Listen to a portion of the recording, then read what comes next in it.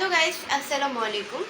তো আজকে একটা কথা নিয়ে আসলাম। আমি কিন্তু বিষয়টা এতদিন বুঝি নাই, তাও আবার আমি আমার আপুর কারণে বুঝতে পারছি বিষয়টা।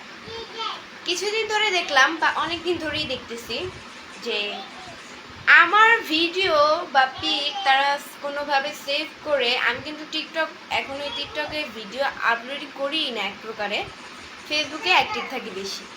তো এখন তারা ফেসবুক থেকে যে কোনোভাবে হয়তো সেভ করে তাদের আইডিতে মানে আপলোড করছে, আপলোড করে তারা ভিউ কামাচ্ছে। তো এই জিনিসটা নিয়ে সবাই সতর্ক থাকবা। আমার পেজের নাম হচ্ছে গিয়ে এবি বৃষ্টি ব্লগ, দুইটা পেজ, সেটা তো জানোই। আমার ফলোইং লিস্টে ঢুকলে, যেটা একদম বড় পেজ, ওইটার ফলোইং লিস্টে ঢুকলেই পেয়ে যাবে। আর এখন আমি এটাই ভাবতেছি যে মানুষ আসলে আমার ভিডিও নিয়ে ভিউ কামাচ্ছে আর অথচ আমি জানি না। তো এই জিনিসটা নিয়ে সবাই সতর্ক থাকবা।